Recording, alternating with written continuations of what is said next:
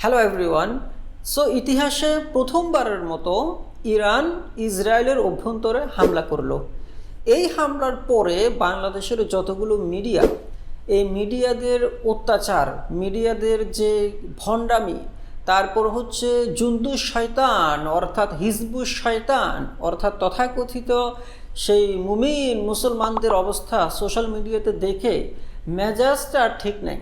তাদের এই যে জুন্দুস শয়তান, হিজবুস শয়তান, এদেরকে লক্ষ্য করে, মানে তথাকথিত মুমিন মুসলমানদেরকে লক্ষ্য করে এই বাটপার মিডিয়াগুলো যে রিপোর্টগুলো করছে, যে শিরোনামগুলো করছে, যে হেডলাইনগুলো করছে, যে থাম্বনেইলগুলো করছে, এগুলো দেখে মানে যে এতটা বাটপার কীভাবে হতে পারে। এই মিডিয়াগুলো যখন এই ধরনের থাম্বনেইল করে, এই ধরনের হেডলাইন করে, এই ধরনের স্ক্রিপ্ট লিখে, এগুলো দেখে ওই জুন্দুস শয়তানগুলো অর্থাৎ মুমিন মুসলমানগুলো খুশি হয়। এই মুমিন মুসলমানদেরকে খুশি করার জন্য বাংলাদেশের যেহেতু 95% মতো মানুষ এই তথাকথিত মুসলমান, এদের কথা মাথায় রেখেই কিন্তু এই বাটপার মিডিয়াগুলো এইভাবে তারা রিপোর্টগুলো করে, কারণ তারা জানে যে কি বললে এই জুন্দুস শয়তানগুলো খুশি হবে। আমার যখন থেকে বুঝ হয়েছে তখন থেকে আমি শুনে আসছি ইরান ইসরায়েলের প্রতি সবসময় এরকম ফাঁকা বলি ছড়ে যে ইসরায়েলকে বিলীন করে দিব, ইসরায়েলকে ওই করে দিব, সেই করে দিব, পৃথিবীর মানচিত্র থেকে মুছে দিব। কিন্তু বাস্তবতা হচ্ছে ইসরায়েল সবসময় ইরানকে লাথি মারে, সবসময় লাথির উপর রাখে ইরানকে। ইরান ইসরায়েলের লাথি খেয়ে সবসময় সে লাথিকে হজম করে নেয়, কারণ ইসরায়েলকে কিছু করার মতো শক্তি ইরানের নেই। কিন্তু এতটুকু করে যে ফাঁকা বুলি ছোড়া, এটা অন্তত করে। ফাঁকা বুলি যদি না ছুটতো তাহলে ইরান এবং বাংলাদেশের মধ্যে কোনো পার্থক্য থাকতো না। বাংলাদেশকে যেমন ইন্ডিয়া সবসময় লাথির উপরে রাখে, সেমভাবে একেবারে সেম টু সেম, তার চেয়ে বরঞ্চ আরও বেশি ইসরায়েল ইরানকে সবসময় লাথির উপরে রাখে। দেখেন ইরানের কত গুরুত্বপূর্ণ স্থাপনায়, গুরুত্বপূর্ণ সম্পদে ইসরায়েল প্রতিনিয়ত কী করে হামলা করে।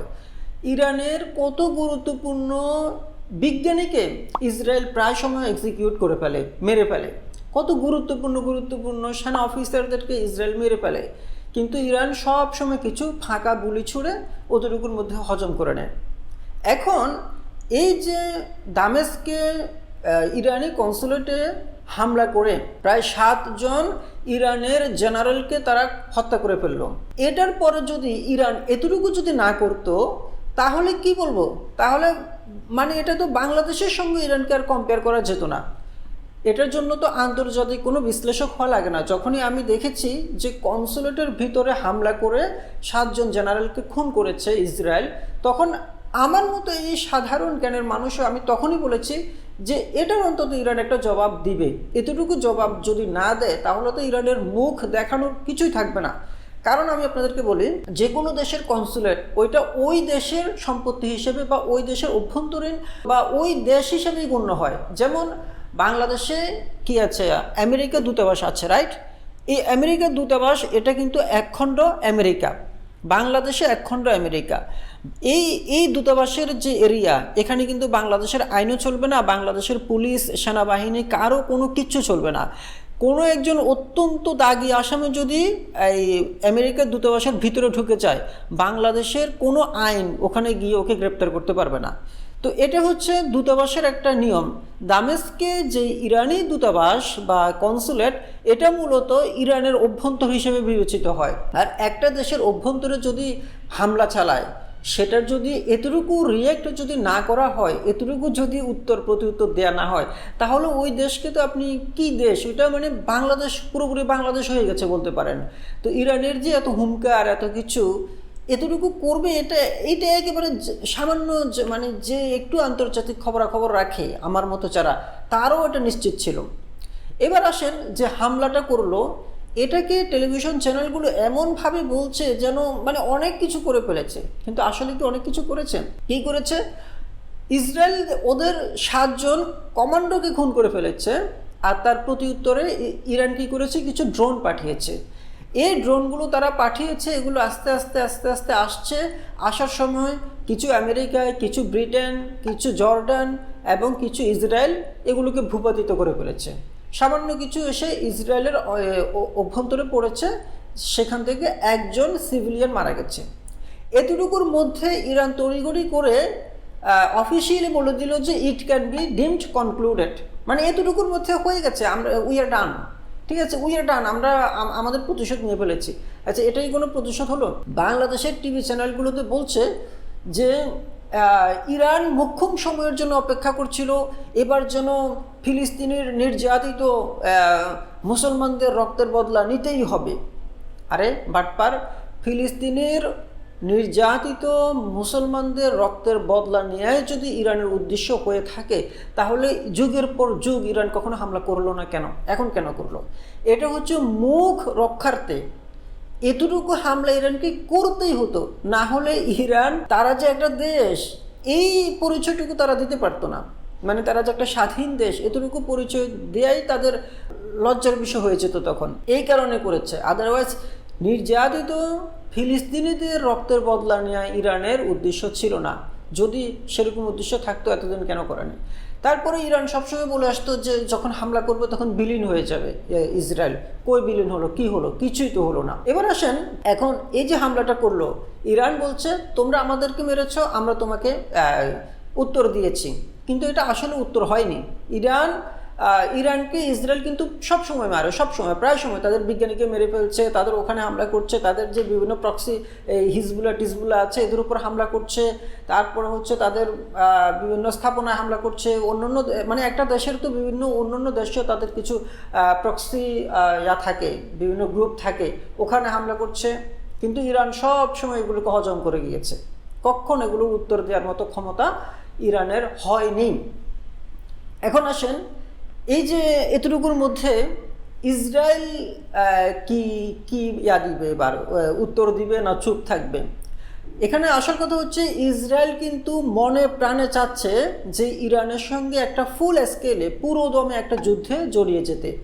যদি জড়িয়ে যায় এতে ইসরায়েলের লাভ, কারণ ইরান এখন পারমাণবিক অস্ত্র বানানোর প্রায়, মানে পারমাণবিক বোমা বানানোর প্রায় 95% মতো এগিয়ে গিয়েছে।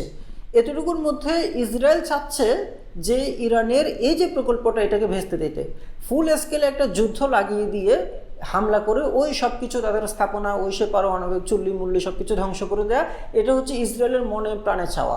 এখন ইসরায়েল তার যে প্রভু যে আমেরিকা, সৌদি আরব, এদেরকে বোঝানোর চেষ্টা করছে যে তারাও যাতে হামলা করে আবার, কিন্তু আমেরিকা অন্যান্য রাষ্ট্রগুলো এখন চাচ্ছে না ইসরায়েল আবার ইরানে হামলা করুক। এটার একটাই মাত্র কারণ, সেটা হচ্ছে আমেরিকা এখন এমনিতেই নিজে বিভিন্ন ঝামেলায় আছে, তার উপরে আরেকটা গুরুত্বপূর্ণ বিষয়, সেটা হচ্ছে হরমুজ প্রণালী নামে একটা জায়গা আছে, এটা হচ্ছে ইরানের দখলে আছে, ইরানের অভ্যন্তরে। এটা যদি ইরান বন্ধ করে দেয় বা এখানে যদি কোনো একটা ডিজাস্টার তৈরি হয়, তাহলে পুরো পৃথিবীটাও একটা স্থবির হয়ে যাবে, কারণ এই অংশটা সারা পৃথিবীর সঙ্গে কানেক্টেড বা সারা পৃথিবী এটার উপর নির্ভরশীল। তো এই কারণে মূলত সৌদি আরব, আমেরিকা কেউ চাচ্ছে না যে ইরান এবং ইসরায়েলের মধ্যে ফুল স্কেল একটা যুদ্ধ লেগে যাক। আদারওয়াইজ এই ইসরায়েল কিন্তু তার আব্বা এই আমেরিকাকে কনভিন্স করে ফুল স্কেলে যুদ্ধ লাগিয়ে দিত। কার সঙ্গে? এই ইরানের সঙ্গে।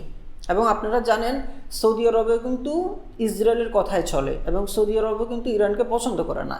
ইদানিং একটু সম্পর্ক ভালো করার চেষ্টা করছে, বাট অ্যাকচুয়ালি ইরানকে সৌদি আরব পছন্দ করে না, সেটা আমরা সবাই জানি। তো ইসরায়েল যদি ফুল স্কেলে ইরানের উপর হামলা করে, ইসরায়েল সৌদি আরব থেকেও সমর্থন পাবে, সংযুক্ত আরব আমিরাত থেকেও পাবে, আবার আমেরিকা, ব্রিটেন, ফ্রান্স, এই কানাডা এগুলো থেকে তো পাবেই, এগুলো তো ইসরায়েলের বন্ধু রাষ্ট্র। এবার আসেন এই মিডিয়াগুলো সম্পর্কে কথা বলি। এই মিডিয়াগুলো মূলত বাংলাদেশের বাটপার মিডিয়াগুলো মূলত এই জন্দুর শয়তান, বাংলাদেশের হিজবুর শয়তান, তথাকথিত মুমিন মুসলমানদের কথা মাথায় রেখে রিপোর্টগুলো করে, কিন্তু বাস্তবে এরা হচ্ছে ইসরায়েলের দালাল। এই বাংলাদেশের যতগুলো মিডিয়া আছে এগুলো হচ্ছে হিন্দুত্ববাদী খুনি নরেন্দ্র মোদীর দালাল। এটা বাংলাদেশের অন্তত 95% মুসলমান এটা বিশ্বাস করে যে বাংলাদেশের মিডিয়া ইন্ডিয়ার দালাল, ঠিক আছে, আওয়ামী লীগ সরকারের দালাল। এটা তো একেবারে স্পষ্ট। তো ইন্ডিয়ার যদি দালাল হয়ে থাকে মিডিয়াগুলো, সেটা প্রকারান্তরে ইসরায়েলেরও দালাল, কারণ ইন্ডিয়া এবং ইসরায়েলের সম্পর্ক খুবই গভীর, অত্যন্ত মধুর তাদের সম্পর্ক। এবং এই যে নির্যাতিত বা এই যে ফিলিস্তিনের যে নারী, শিশু, এদের উপর ইসরায়েলের যে বর্বরতা, এই বর্বরতাকে ইন্ডিয়া কিন্তু মনে প্রাণে সমর্থন দিচ্ছে, অত্যন্ত খুশি মনে সমর্থন দিচ্ছে। ঠিক আছে, আমেরিকা কিন্তু কিছু কিছু জায়গায় প্রতিবাদ করছে, কিছু কিছু জায়গায় ব্যাটও দিচ্ছে ইসরায়েলকে সমর্থন দিচ্ছে না, কিন্তু ভারত কিন্তু মনে প্রাণে সমর্থন দিচ্ছে। এবং ভারতের অনেকে ইসরায়েলের সৈন্যদের সঙ্গে গিয়ে মিলে এই ফিলিস্তিনের জনগণকে নির্যাতন করছে, মারছে। এই কথা কেউ কিন্তু বলে না, সবাই কিন্তু আমেরিকা আমেরিকা করছে। আর আমেরিকার চেয়ে বড় বাটপার হচ্ছে আমাদের বন্ধু ভারত, আমাদের বন্ধু ভারত। এবার আসেন বাংলাদেশ কি ইসরায়েলের সঙ্গে তলে তলে, কারণ আপনারা জানেন আওয়ামী লীগ সরকার কিন্তু সব কিছু তলে তলে করে, তলে তলে ইসরায়েলের সঙ্গে কিন্তু বাংলাদেশের সম্পর্ক আছে। আপনি জানেন বাংলাদেশের পাসপোর্টে ইসরায়েলের কথা লেখা ছিল যে এই পাসপোর্ট দিয়ে পৃথিবীর যে কোনো রাষ্ট্র ভ্রমণ করা যাবে একমাত্র ইসরায়েল ব্যতীত। সেটাও বাংলাদেশ সরকার তুলে দিয়েছে। কেন তুলে দিয়েছে? এটা কি কূটনৈতিক কোনো আলোচনা ছাড়া এমনি এমনি তুলে দিয়েছে? এটা যারা একমাত্র চাটুকার এবং যারা কি বলবো নির্বোধ, তারা ছাড়া আর কেউ এই কথা বলবে না। এটা অবশ্যই একটা কূটনৈতিক আলোচনার মাধ্যমে এটা করেছেন। ইসরায়েলকে বাংলাদেশও স্বীকৃতি দিয়ে দিত অনেক আগে, কিন্তু জনগণের যে একটা পালস, এই জনগণের পালসের জন্য বাংলাদেশ এটা পারছে না। দেখেন, পাসপোর্ট থেকে ইসরায়েলের নামটা মুছে দিল। তারপর হচ্ছে আল জাজিরার যে report all the prime ministers man, সেখানে আল জাজিরা দেখিয়েছে যে বাংলাদেশ ইসরায়েল থেকে স্পাইওয়্যার কিনেছে বাংলাদেশের জনগণদেরকে কী করার জন্য, মনিটর করার জন্য, কে কী বলছে, কে কী করছে। উন্নত মানের যে প্যাগাসাস স্পাইওয়্যার, সেটা ইসরায়েল থেকে কিনেছে হাঙ্গেরির আরেকটা কোম্পানির মাধ্যমে ভায়া হয়ে। তারপরে সম্প্রতি এই কয়েকদিন আগে, 3-4 দিন আগে ইসরায়েল থেকে কয়েকটা বিমান বাংলাদেশে এসেছে গোপনে গোপনে, এবং এই বিমানগুলো আসার ব্যাপারে বাংলাদেশে বিশেষ করা হয়েছিল, নিরাপত্তা ব্যবস্থা নেওয়া হয়েছিল যখন বিমানগুলো বাংলাদেশে আসছে। তাহলে এগুলো কিসের আলামত? বাংলাদেশ কি ইসরায়েলের সঙ্গে সম্পর্ক নাই? তলে তলে অবশ্যই আছে।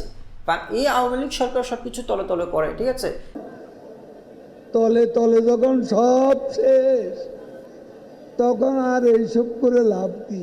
যেখানে আওয়ামী লীগ এবং ইন্ডিয়া হচ্ছে স্বামী স্ত্রী, আর ওইদিকে ইন্ডিয়া এবং ইসরায়েল হচ্ছে স্বামী স্ত্রী, তো তাহলে সব কিছু তো কানেক্টেড, তাই না?